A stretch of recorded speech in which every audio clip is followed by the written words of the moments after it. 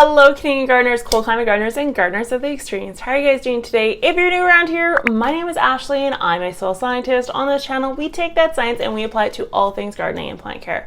So I'm gonna stop waving this thing around, but you should hit that subscribe button down below.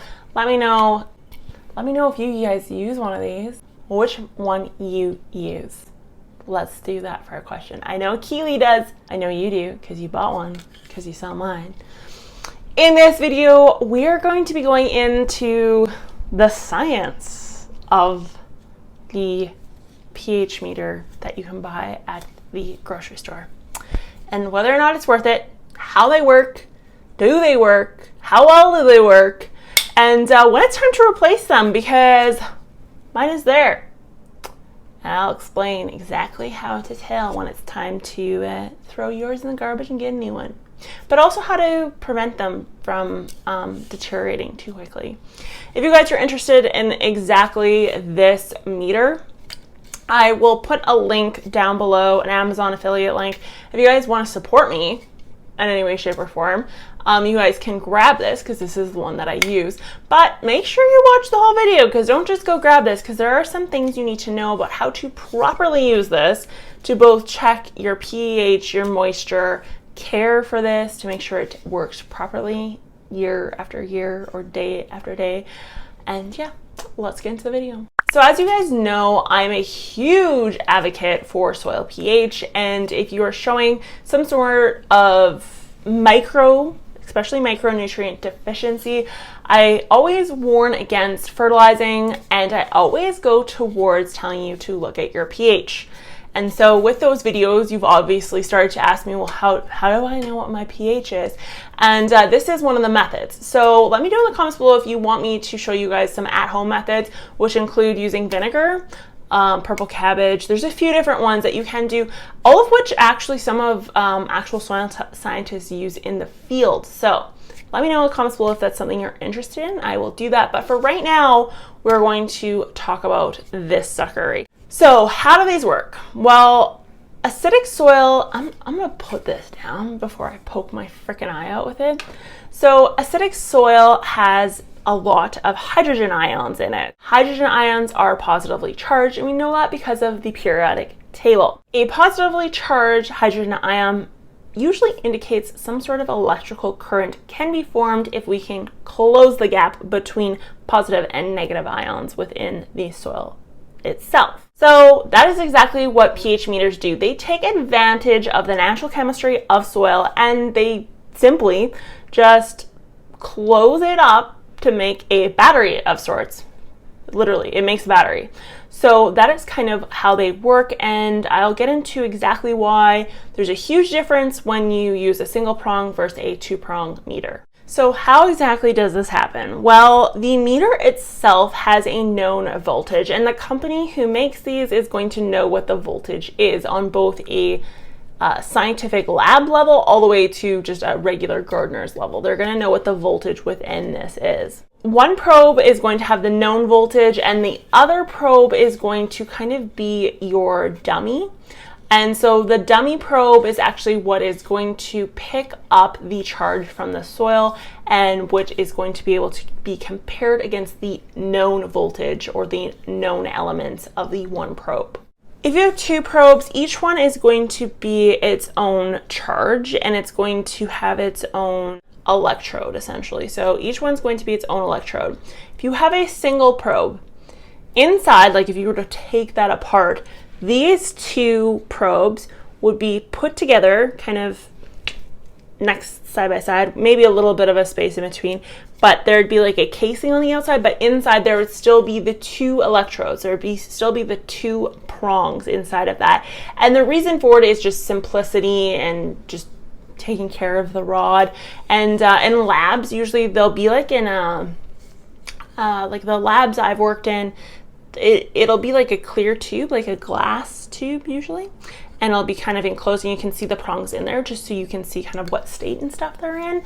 But they're always going to be two different colors too. I've never seen, obviously, ones made with the same element. They're always going to be two different elements. So the silver probe on all I'm going to say all, because even in the lab, the field, gardeners, the silver probe is always your dummy or your glass electrode. So this is the one that's doing all the sensing. This is the one that is trying to tell us, trying to figure out what it is in the soil. So that's the silver side. Now the gold node or electrode is always going to be your reference. So this is going to be the one that the company or the manufacturer knows the charge of, and this is going to be the reference point to kind of compare it to the silver. So this is where the gardener's prongs this is where they lose their value compared to a very expensive laboratory or field pH tester. And it's going to lose its oomph simply because you cannot calibrate this.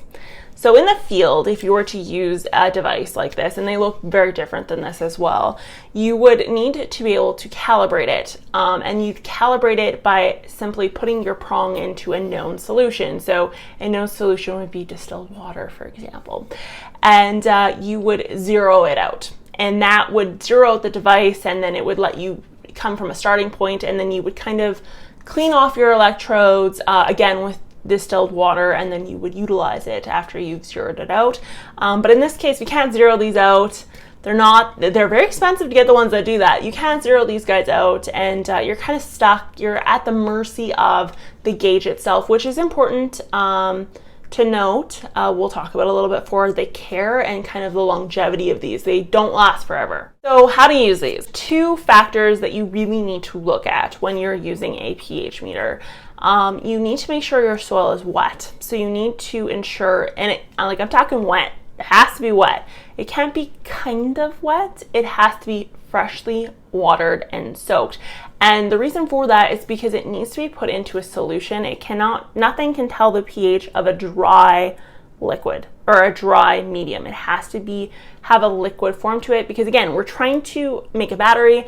We're trying to connect the current, and even in a battery itself, it's going to have battery acid in it, which is, again, it's liquid.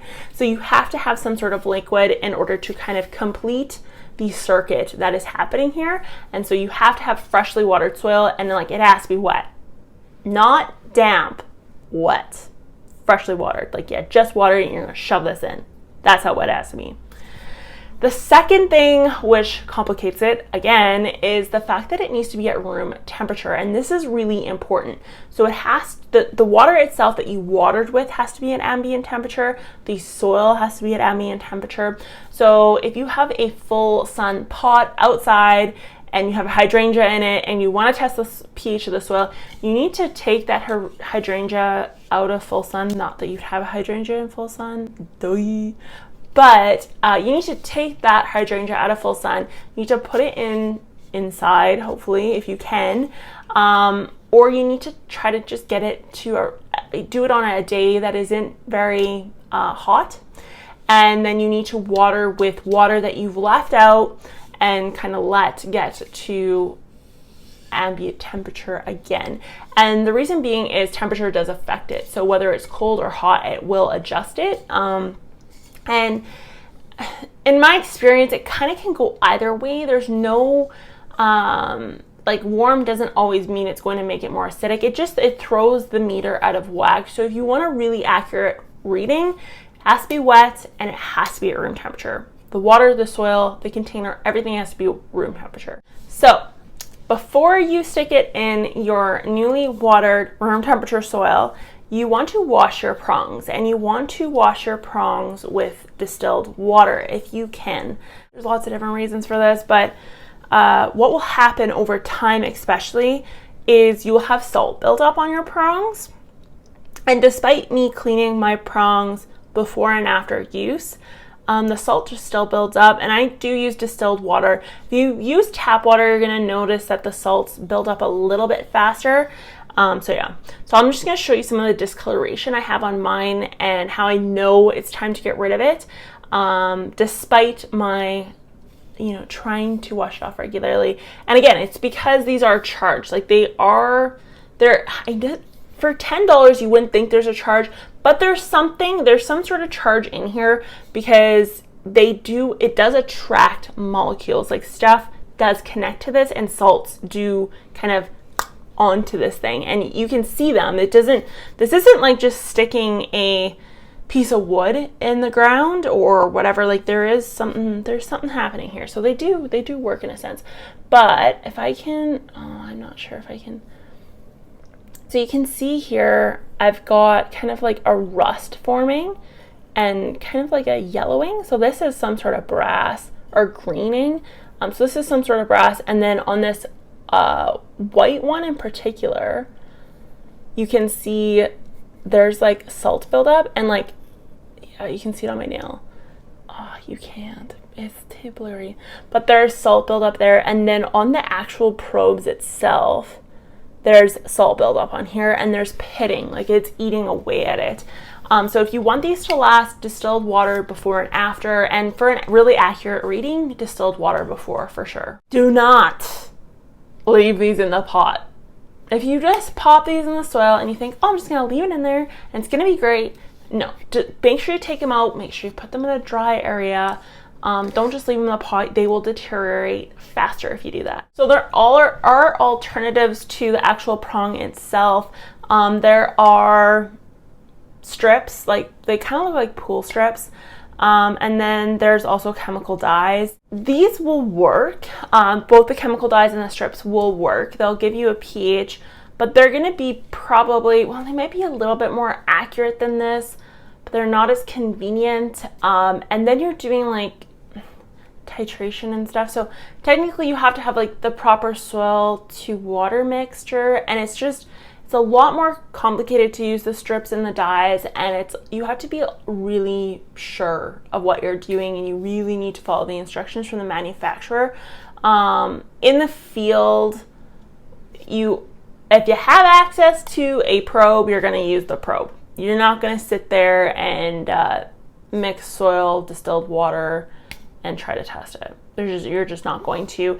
And that's what you have to do with the chemical dyes and the strips. You also have to make sure it's distilled water, and it can't be tap water for sure with those guys. So keep that in mind. So do they work?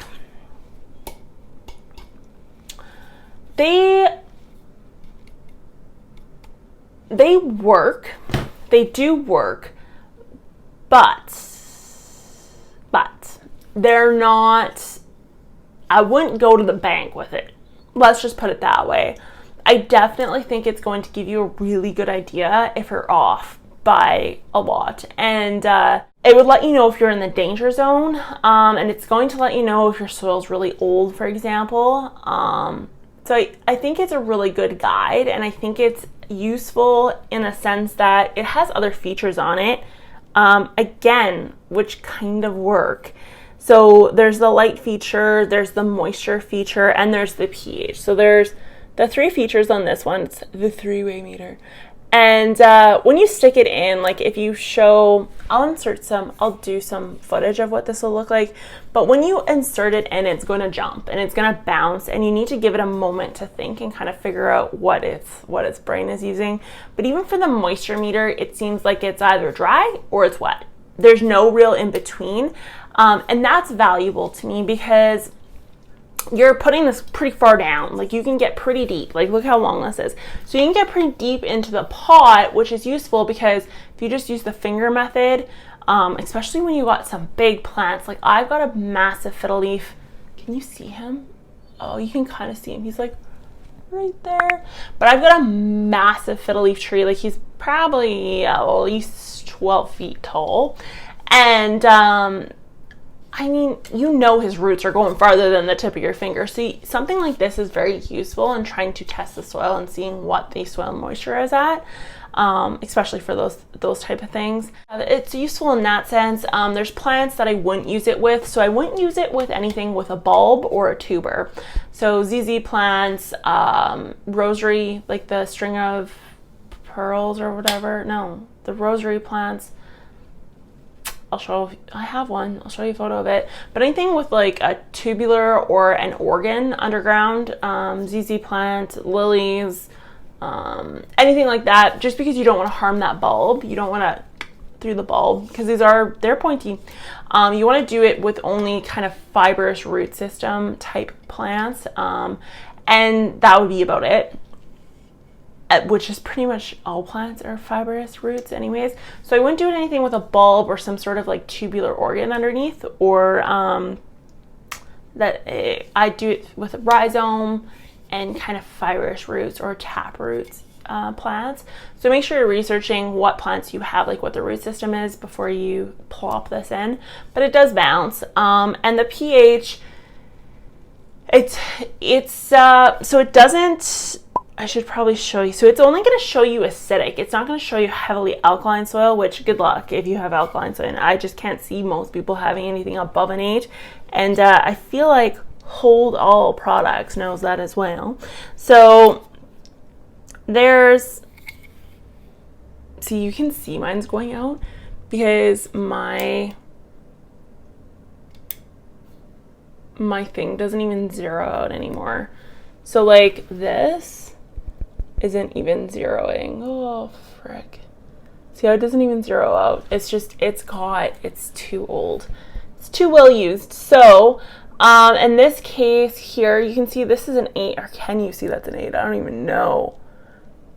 Okay, well, this says 8 alkaline, and then it goes to 3.5 acidic. So, yeah, it bounces around, but it's going to tell you if you're in range. It's going to give you a good idea of where you are and if you need to adjust something. And it's going to tell you, especially important, how old your soil is and if you need to amend it. So if you pop this in and it comes up highly acidic, that means you have high rates of decomposition and it's time to do a revitalization or whatever to your potting soil, and you need to refluff and add some stuff in just to kind of bring that pH back up. So it's really good for that. And I have had it hit lower pHs before. I have had it indicate to me it's time to go and change your soil. So it's not useless. I do find them useful. You wouldn't use them in a lab. You wouldn't use them if you're trying to write a paper on something or you're trying to start a company for soil pH. Like, I wouldn't bring this tool with me. I'd invest in a real one.